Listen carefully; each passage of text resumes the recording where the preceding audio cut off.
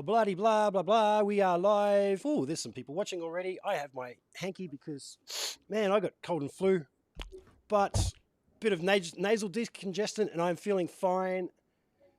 Nirvana Tribute. How are you guys? Very good. Fantastic. We're well, thank You you. guys are in sunny Cairns, up in the northern end of the state where I am. Yes, Is it nice and warm up there? Because it's cold down here.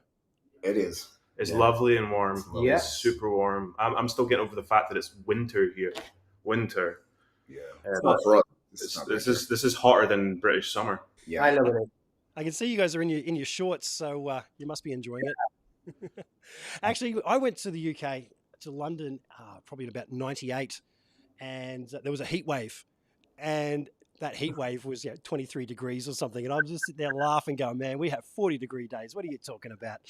The last time we were over here, it was during your guys' summer, and it was like December. We were dying. We played a gig in Brisbane or something, That was and we so thought good. we were going to die on Yeah, stage. I was just a big puddle of sweat that night. It was. Yeah. Yeah. They could roll the venue roof back, and they did as well, but it didn't make any difference. We were still dying. Yeah, right. I actually played a gig in Singapore in the middle of summer there, and it was so hot. I ran out of my provided water after the first song, and I signaled, more drinks, and they gave me a pyramid of beers to drink. And this is when I was in a Queen show, and like the last song is, after you do Bohemian Rhapsody, is We Are the Champions, and that's quite challenging to play all the licks in that. And I'm thinking, Yeah. I'm getting drunk. I can't be drunk. I can't be drunk.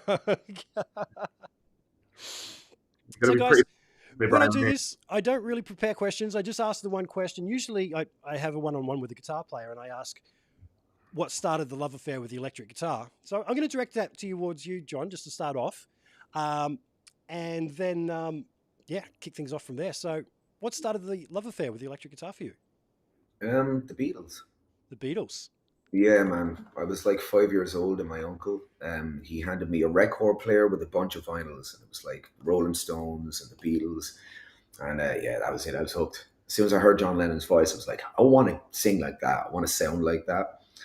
So that began my odyssey of screaming my lungs out and strumming guitars.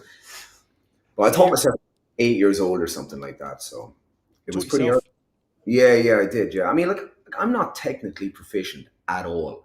Like I thought myself, I learned like the basic chord names, but like when like people start putting sus7s and stuff into things, I'm just like my eyes get a bit wider, and I just kind of glance slowly towards Ali because Ali's got a degree in music, so he's like the guy. Yeah, also sus7, not a thing. Yeah. I actually thought that when he said that. I'm thinking sus7. Oh, you mean like a major 7, dominant 7? But Right here. I don't need any more proof than that. There's no technical proficiency here at all. It's just. well, the thing is, I've had to learn all that stuff as I go. I don't know too much, just enough to be a rock and roll guitar player and speak. I never cared to. I never cared to learn all the technical jargon and stuff. I didn't give a shit. I didn't care. I just I didn't. It wasn't something that bothered me. Once I learned the basic chords and had power chords and stuff like that, I was just off and running. I just threw the books in the bin after that. Yeah. I had a guitar lesson when I was like 8, but I only ever went to, I think it was like 1.5 lessons with a great guy called Cormac Cavan. If he's watching, hey guy. But I couldn't do it. I just had to sit on the steps halfway through the second lesson and wait for my friend because it just wasn't. Right. Yeah. Wow. And then collectively for you guys, the music of Nirvana, which is obviously what you guys do, and from what I've heard and seen, you guys just sound and look like the real thing. If it wasn't for the fact, Jon, that you're not left-handed, I would swear I'm watching Kurt Cobain. Thank you. So, what inspired you guys to start the Nirvana tribute? Well, I started it about 14 years ago. I got in with these other two musicians, and it started in America. It started in Boston, actually. Yeah, right. Years later, I kind of wanted to take a step away from music anyway. I wasn't doing so good personally at that point. I had some drink issues and things that needed to go away. So I took about a year off, or a little bit more than that, maybe a year and a half. And when I came back, I wanted to do it right. I brought in two great guys with me. And we went to our first show together was Slovenia, which was a mental show in front of like a couple of thousand people or something like that. But I think we all knew that night. I mean, that was it. You know what I mean? There was a connection on stage, and we'd only done a quick rehearsal because me and Ali had played 2 shows together. Yeah, quick rehearsal. Me and Ali played 2 shows together in like November of 2017, I think. Right? Yeah, November, December 2017. And then and that was it. We didn't see each other again until maybe February of the next year, and that's the first time we met Mayano. We did a quick run through in a small studio in London. We knew that there was definitely something there, but like literally the next day we flew to Slovenia and did a show to like a few thousand people, and you know, this was like a fresh My thing. first show ever, that was, by the way. Yeah, it was Mayano's first show with us. Wow, cool. Yeah. Awesome. And to learn to try and sing like in the style of Kurt, was that something that you had to work on, or is it one of those things you're like, oh, luckily I can just pull out that kind of sound? Yeah. I mean, I guess I kind of enhance certain inflections in words, and you know, pronunciations might be slightly different, but essentially it's just my voice pushing it, you know. Yeah. So, yeah. Awesome. And this isn't your first time to Australia, is it? You guys have been here before. Yeah, we're here like 4 years ago. Yep. And was that was the first time back then? Yeah. Yeah, we did a run of 4 shows: Adelaide, Brisbane, Sydney, and Melbourne. Yeah, and they were all great. And this time, coming back this time, the numbers they've increased a lot, you know, which is amazing because, you know, we had such a great time the last time, but to see even bigger crowds this time it's incredible. Well, that's awesome. You guys are playing at the Wallaby Hotel just down the road from my place on Saturday night. And that's not the biggest of places. You're going to have that joint jumping, let me tell you. Yeah, we're looking forward to that. We like intimate shows as well. I mean, like we love doing the bigger things. Yep. But we like, once the energy in that room is good, you know, that's all we really need. We need the energy in the room, good energy. That Awesome. does it, you know. Otherwise, it just feels like, you know, you're stuck in out in the Indian Ocean or something. Yeah. So, John, I wanted to ask you about the gear that you're going to be using, but you said you don't have your own gear this time around, or amps anyway, backline, so you're relying on backline hire. Do you bring any pedals, or you bring your own guitar, obviously, yeah? Yeah. I bring my own guitar with me. It's the Fender Mustang, current model, but it's my own version of that. It's heavily modified. And what have you done to it? It's closer to Kurt's actual wiring and all that kind of stuff. Oh, really? Right to spec. So yeah, that's I have that with me. I have my pedals with me. I travel with those, but we hire in backline for everything. But this time we kind of I don't know. I've been getting a range of different amps and trying out different things on this tour, and made a lot of discoveries of things that I both like and dislike. So I tried an Engel. That Engel. Yeah, that Engel was a happy accident. It was a really happy accident. Yeah. That was the guitarist from Electric State. He let me try out this Engel, and I thought, that's such an incredible sound. So thank you for that, if you're out there. Which Engel was it? Do you know? I don't know. I gotta have to get the guy to tell me and send me a picture of it and stuff, because I committed it to memory for like half an hour, and then it was gone because but yeah, I think I'm gonna have to get myself one of those amps, because my normal amp is like a Laney VH100R, or I use a Mesa Boogie rectifier, dual rectifier. Yeah. Because they've just got that punch and grunt that I like. Yep.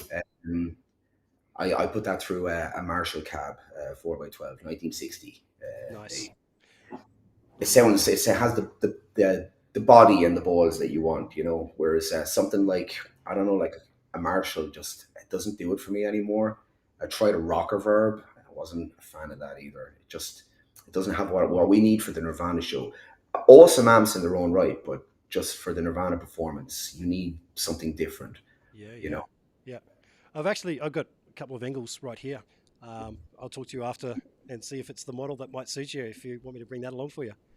Oh, brother, yeah. Yeah. So what pedals are you using? Because I'm assuming Kurt used to use distortion pedals as his main sound, didn't he? Yeah, and he range of things though. I mean, he used the Big Muff at one point. He used the DS1. He used the DS2. He used a Sands amp. And he used like a Dodd, the grunge pedal. Yep. And I've actually got that on my board because he used one for Live and Loud, which is incredibly famous show, and the tone of that guitar, I mean, it just sounds great on that show. He liked it himself, so that's on my board, along with a custom DS2 or DS1, sorry. Yeah. I've just got an octave thing on it that I switch on sometimes to just drive things a bit crazy. Actually, I replaced that now with the Super Fuzz.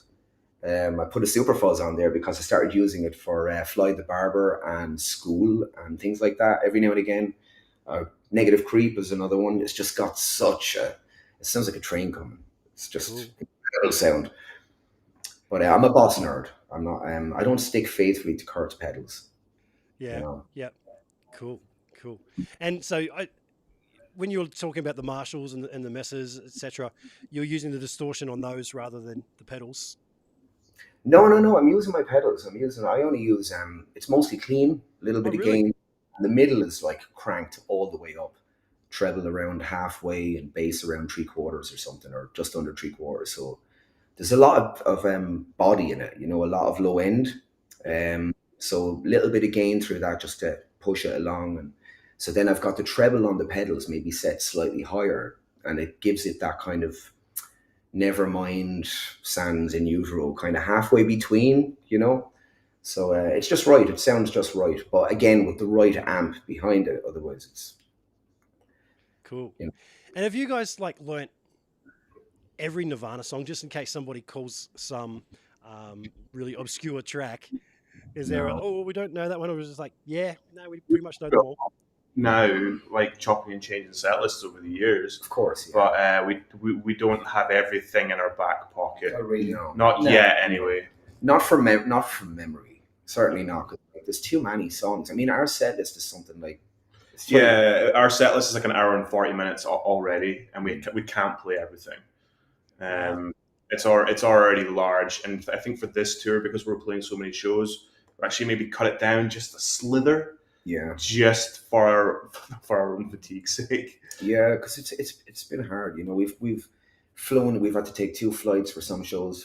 Take 2 flights. We left at 4 a.m. one morning. Took 2 flights to go and play one show, and then we left the following morning again at 6 o'clock. It's just constant because Australia is huge. It is. It's enormous. I don't think any of us really appreciate how big this place is until yesterday when we flew from Perth to Cairns. Yeah. And it was a 6-hour flight, and we flew from Australia to Australia.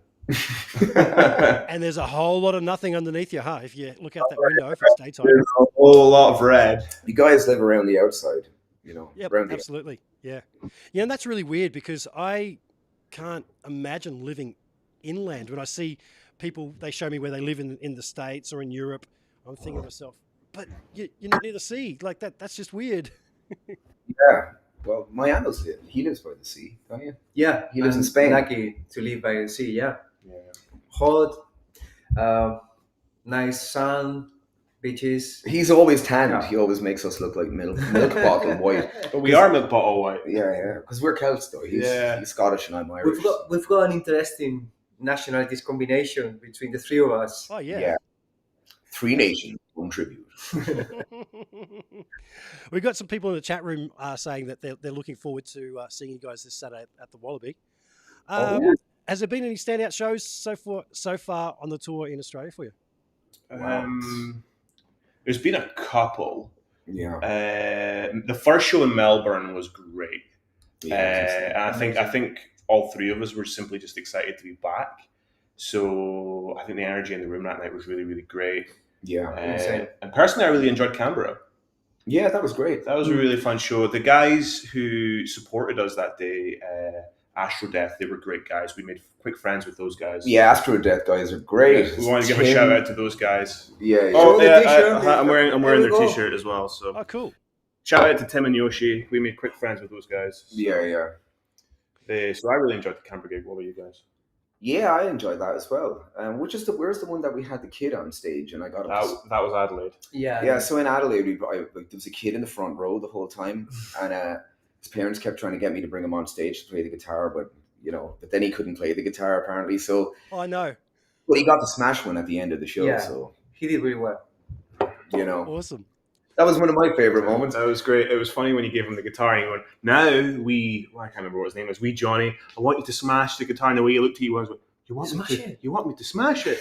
Yeah, break it. And he suddenly goes, but. And then the way his face suddenly went, oh, you're being serious. And he started smashing it off the ground, and then the whole neck and the body started breaking up. Ali had to actually like show him, like, take the guitar and smash it. It's okay. It's not as easy as it looks, is it? Like, guitars are strong. He did well, the wee boy. Do you know what? It's Epiphones. They're the ones that I've had trouble with in the past. They always sort of humiliate me on the stage. Oh, Epiphones, yeah. I go to smash it, and it just sort of bounces back at me again. Like, is that all you've got? You know? That's a compliment to the guitar makers at Epiphone, I think. It really is. Yeah. Whereas Gibsons, apparently, they just dissolve and kind of. You know, their heads just fall off like every Gibson ever made. I was going to say that's usually the headstocks on Gibson or Epiphone because of the angled thing that one drop, oh, there it goes. But yeah, trying to grab it and smash it, I can see that'd be a different story. So, guys, before starting the tribute band, what were each of you doing individually? Were you playing in original bands, playing in other cover bands? I'll take the lead on this, I guess, since you're pointing at me. For me personally, I came from Scotland to London, so the band kind of sort of formed in London, and all of us were doing individual stuff. You were doing Nirvana previously. And myself, I was kind of sort of moved to London, freelance musician, and I was writing my own music, producing other people's music, and playing in as many bands as I could get hold of because I was fresh in London at the time, and that's how I met Jon. I kind of sort of answered an ad when Jon was wanting to reform Nirvana Tribute, and that's how I met. I just answered an ad on Facebook, and fast forward, here we are. But previously to that, I was just trying to get my hands on anything and everything. Because I uprooted my entire life, moved south to London, to the big bad city, and was just trying to get hold of everything I could. And I guess I was lucky in that regard. Yeah. It's been incredibly blessed since then. It's crazy. We were walking along today, you know, just strolling along the streets of Cairns here. And like Ali said, you know, it's really crazy we're here, isn't it? You know? Because like we started from kind of just two people, we didn't know each other at all, and suddenly we were just like on the other side of the world together. Like a few months later, and since then, we've covered I think several countries. Like, I mean, I'm on 21 countries now. Really? Have you keeping count? I have not kept count. No, I've got like that map in my head, and I put a star in it. Oh, okay, that's impressive. Yeah. How about you other guys? I started playing when I was maybe 14, 15, and decided to come to England, to the UK, where all my favorite bands, they came from. And I played in a few regional bands, my bands in London. And then I started playing in a really well-known rock night where, based in Camden Town, it's called Metalworks. And that's where their manager, the manager of the band at the time, he found me. They go in touch with me. Hey man, listen, I'm the manager of this tribute band. We're going to Slovenia, Serbia, and Croatia. We got a tour book. You wanna come with us? Yes. Yeah. It's pretty much like the story that I had with these guys. That is it. But yeah, I've been playing so many regional bands. That was the first time I even played Nirvana. Like between all the covers bands I couldn't believe that, because when we ran through a few of the songs at first, I was just like, dude, you know what I mean? I was kind of looking around the room like, yep, like this works, you know, this will. And then when we were on stage, I was just like, yep, this works. So he's the guy, yeah. And you said the golden thing: just say yes when something comes along. You say yes. Yeah. Don't think about it. Just go for it. I mean, be a yes man. You know, first show in Slovenia, 2,000, 1,500 people. Like, no pressure. You know, I never played one Nirvana song in my life, but it smelled like in spirit, maybe. I think that's no pressure. You know, the whole room. That's when the whole thing fell into place for me. It was that first gig in Louisiana with Mayano. Me and Jon had played a couple of smaller gigs in England just to kind of sort of get the ball rolling with two separate drummers. And then the third gig that I played was in Louisiana with Mayano. And I kind of we walked on stage that night, and that's when I kind of I saw the crowd and I saw what it meant to everybody out there. And that's when the whole thing, that's when I got it. Because up until that point, I was like, yeah, sure, I'll go along with this for a while. because the Bournemouth gig and what was it? That was Norwich and Bournemouth. Norwich. They were funky shows, to put it politely. And then the Louisiana gig was where I was like, oh right, this is what it means. You compare that to like now where when we do Norwich, we play the big room and it's like sold out.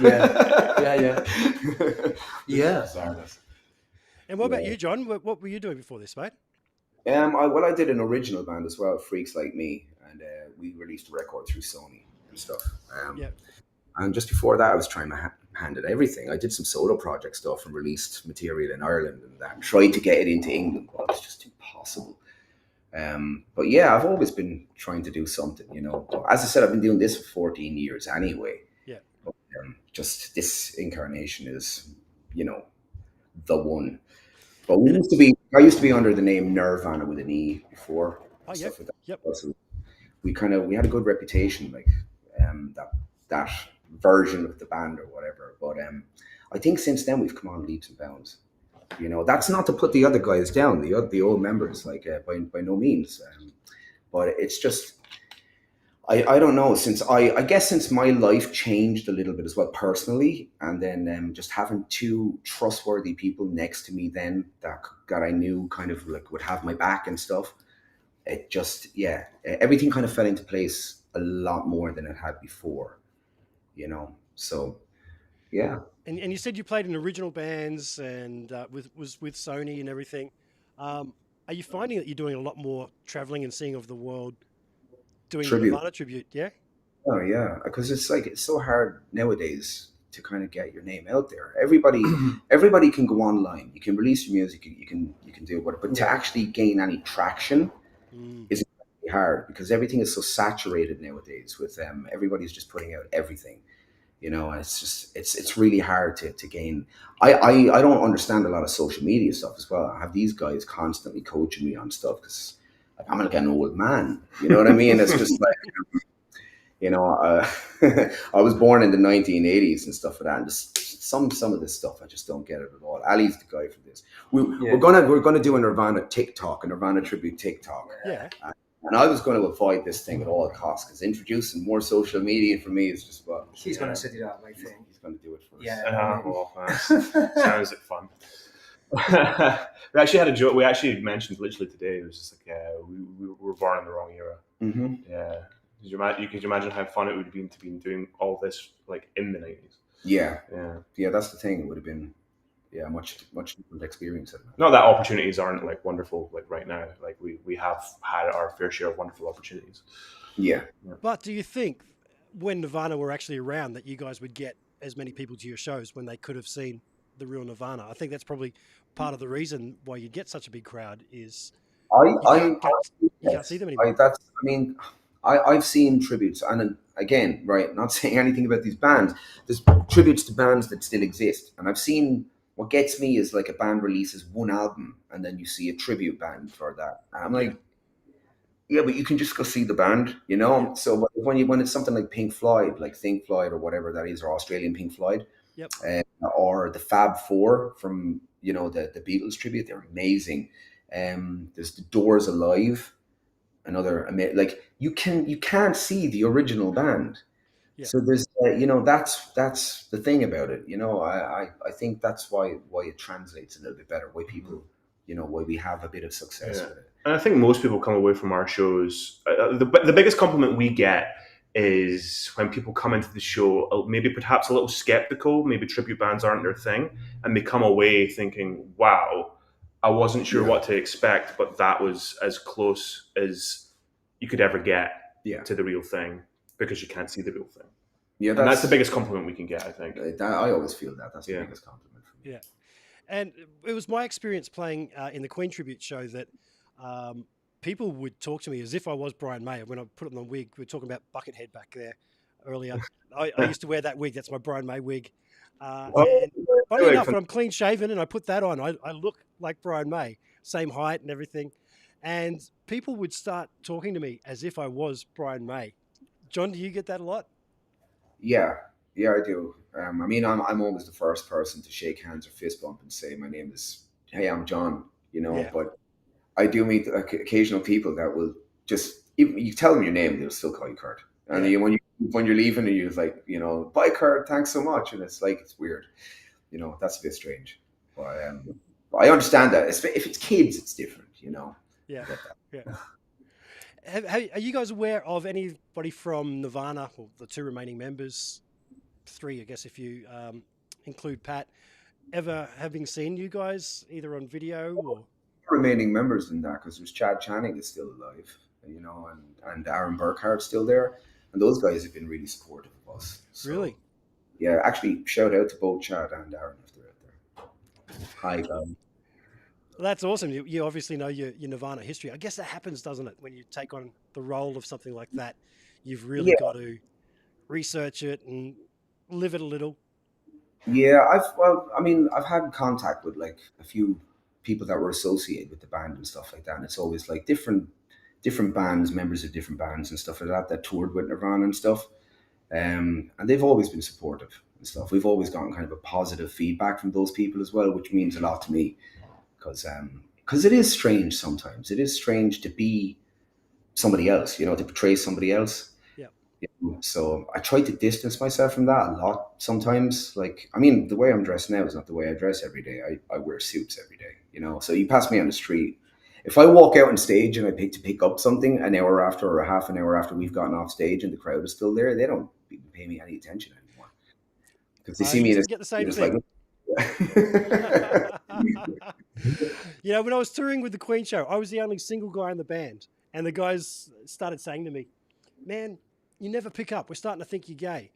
And I'm like, "Dude, in a wig, no one knows me." And they set me the challenge. They said, "Well, tonight," and I won't speak any more about that night. But without the wig, nobody knew who the hell I was. So I could walk out there, set up my own gear, pull it all down, and I'm just the only second one of us is Mayano. Ali's well and truly spoken for with the lovely April. I got married 4 or 5 weeks ago. And I had to leave immediately to come on this tour, so I couldn't have a honeymoon. We get to do that in August. So nice. Mayano is the single dog. Yeah, and I always get the funny comment, "I love you, girl!" Yeah, he always gets the Dave. I always get it. It's usually a guy, and I know into guys. All my respect, but oh, Dave. I love it when you hear it, it's just like, Dave. Hey, man. Dave. Yeah. We get people to stand there in the corners of rooms sometimes and just shout, "Oi, Dave! Oi, Dave!" trying to get Mayano's attention all night long. It's really funny. I find it funny, anyways. Yes. So, guys, you did say you're limited in time. You've got some other interviews and some mixing and stuff to do. So, I'm going to cut to asking Jon just some specifics about strings, picks, and things like that. Being a guitar-centric podcast, but in the meantime, anybody that's watching, if you've got any questions, we've got the live chat there. So please throw some questions at us if you've got some. I am going to read out a couple of the comments here. Apart from looking forward to seeing you guys on Saturday. That's from Ben White. Hey, Ben. Ray James. Hi from Perth. Do you think people like tribute bands because today's music is so churned out by big labels and original live band venues here virtually disappeared? What a good question. Ali? Are tribute bands so big because modern? Is that what the question was? Because modern stuff is so churned out by big labels. Was that the question? Yeah. Yes. Yep.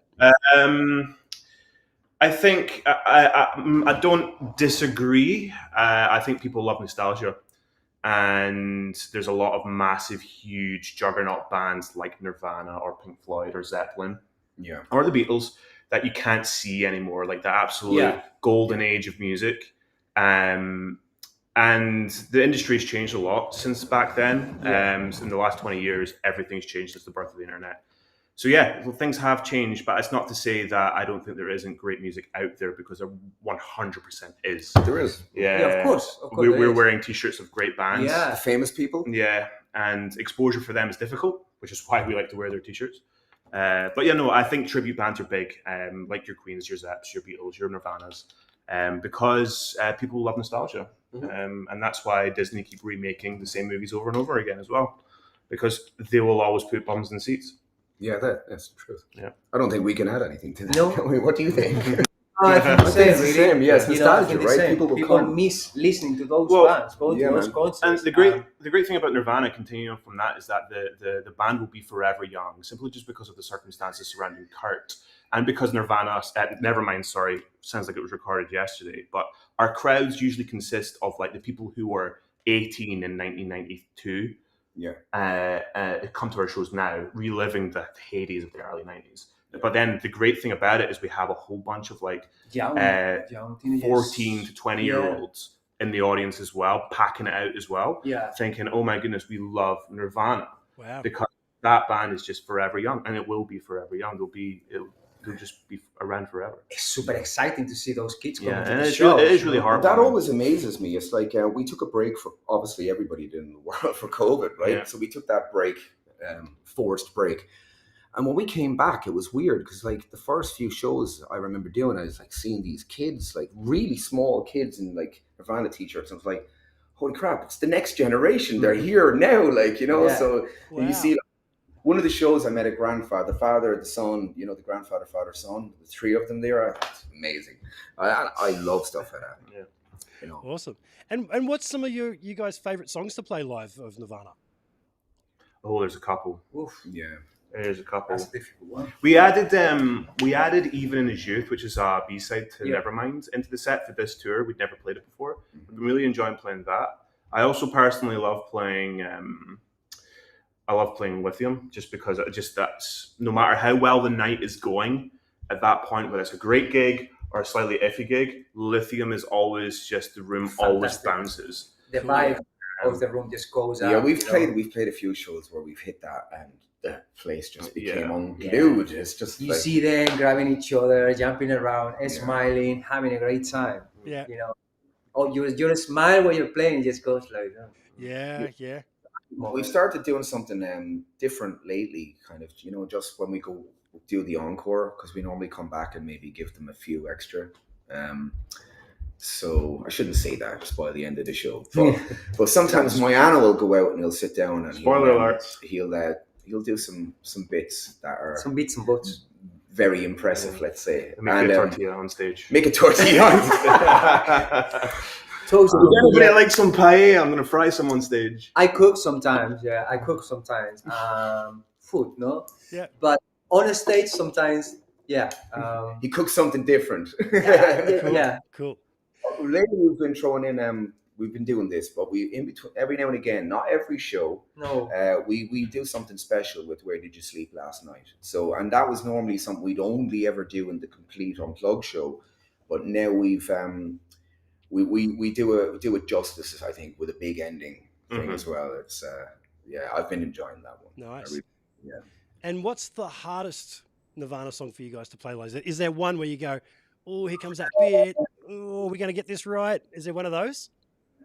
I say Milk It, maybe. Yeah. Milk It is demanding in a lot of ways. Its vocals are, the drums are, it's such a I don't know. strange. That's for me. I don't know for you guys. Yeah. For me, it's vocal wise. It's just like. Yeah. For me, it's Blue because I usually need the bathroom. Because it's like the last song on the set, and by that point I need to go to the toilet, and I'm like, let's play it faster, guys. I need to go to the bathroom. We get off the stage, he's already gone. He's in the bathroom. I've got the bladder of a nervous puppy. It gets really hot in a Nirvana show, and we always drink a lot. We drink loads of water, loads of liquid is going in. By the end of the show, your body's saying, it's got to come out. The toilet, it has to go out. It's a long show. It's a long show as well. I enjoy a cup of coffee on stage. That's my favorite thing. Really? Yeah, I've realized it's my new favorite thing. We have Rick, our tour manager, has been the guy. He's been my savior and angel.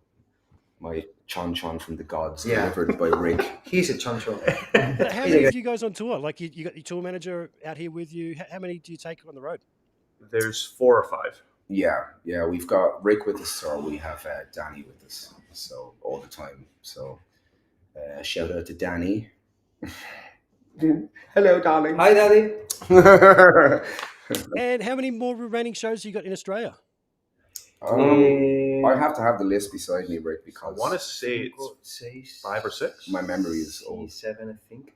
So we're down 2. We got Cairns on the 16th. 17th, we're in Brisbane at the Triffid. 18th, we're at Gold Coast Wallaby Hotel. 23rd, we're at Maroochydore. 11 is the venue. The 24th, we're in Townsville, Mansfield Hotel. And then we're in Bangkok on the 28th. Wow, you boys get around. Yeah, we got Holland after this as well. And then we've got, I can say this now, right? I don't know, can you? I don't know. We got Israel after that then that we haven't announced the dates for yet, but I think it's on the new tour video or something. So, but we still have to announce those venues and stuff. So we'll get to that soon. That's great. So, John, I was going to say about gear-wise, just before we go, quick strings. What do you use? Beefy Slinkies, 1154s. I've got a deal with Ernie Ball. They're a great company. Love the guys. Nice. It's shout outs tonight, man. And you said picks. What's your choice of pick? I actually have a generic pick. They're just it's kind of generic, but they're like it's a cheap version of say it for me, Dunlop. Jim Dunlop. Yeah, it's like a 0.67 or something like that. They're about 2.2 underneath, and I found them by accident. And because they're just a couple of points underneath, they're exactly what I wanted. You know what I mean? Because the other ones were snapping strings and stuff like that, and these ones are a little bit more flex. I get them off a Chinese company. This guy gives them to me for a song. Oh, nice. I get like thousands of them at a time from him and stuff like that. Yeah. How about Miano for the bass, mate? Take us through your bass rig. I often forget to include our bass player. Oh, sorry, you're the drummer. Cancel that. Yes, this is live. So, Ali, bass. No, we'll cut it out in the edit. Oh wait, we can't. So bass rigs. So usually for these Nirvana shows, we use like sort of Ampeg SVTs. But on the floor, I run everything immediately through a Sans amp. Just Tech 21 Sans amp straight. Nothing special going on there. It's just that lovely preamp. And then I run a line selector, so I can run a clean tone the entire time. Because I found that when I was using distortion pedals, I was losing a lot of low end when I was bringing in fuzz, distortion. So I was like, I'll run a clean tone. So I have a line selector running a clean tone at all times, and then through the line selector I have a Boss ODB3, and on the other loop I have a Big Muff, and that is and then that goes into whatever amp I have that night, which is usually Ampeg SVT. And that's it. That's it. Pretty straightforward. Since he did this new setup, like you just constantly have other bass players and stuff. Oh my goodness! Oh my god, your tone is just Since I bring the line selector in to run the clean tone, and then I introduced the Sans amp, the amount of questions I get from bass players being, "What is it?" And I was like, "Well, the tone's all on the Sans amp." Yeah. It is. When people ask me for pedal recommendations, just like, just get a Sans amp. It is just. So is it one of these? Let me just grab. I'm going to say it probably is. Whoops, there goes my microphone. Bring back the microphone. Is it one of those? That's exactly it. Mm-hmm. That's exactly it. Man, I've been recording with one of those forever. Rather than use real amps, I just went through that. At one point, I was running 2 of them, doing the one for the high end, so split one, the high end distorted, and then clean from this. So similar to what you're doing, but exactly it. Just split the signal on one distorted and a clean, and it's get a blend. Yeah. Yep. Now I've been hip to those for a very long time. Anyway, we talked about your remaining shows coming up. Guys, I think I should let you go because you said you only had about half hour, and I've squeezed more than that out of you. Yeah, it's been a pleasure, man. Nice, man. Yeah, nice, quick and short, sharp one. These sometimes go for hours, and the time just flies by. But we got places to be, and I got a snotty nose, roadie. There we go. Yep. So, guys, going around, right? There's been this thing in Australia, this like flu thing going around for a while now. We've heard our tour manager had it and stuff. This plague that everyone is talking about. So, Jesus, I'm not sure if it's the same thing, but I had tonsillitis last week. I didn't think that was possible if you didn't have tonsils, but apparently it is. Oh, wow. Yeah. And I thought it all cleared up. And then today, Yep, it's back. And like I said, just before we started here, I went and got some nasal decongestant. I pumped some of that into me. So Yeah. look out. I've been hitting like the orange juice and stuff hard, just trying to shift whatever it is I've got here, because I can feel something myself, but I've just kind of I'm trying to ignore it. Yeah. Awesome. Guys, thank you so much. Like, it's been so well since I've done this, I've forgotten where my magic thank you button, which is right here. That's my studio audience over there. They've been great. They've been very quiet. They haven't been heckling you guys. So, guys, thanks again. And folks, thanks for tuning in. Like, subscribe, all that good fun stuff. Going to hit this button that says end screen. It goes like this. Bam.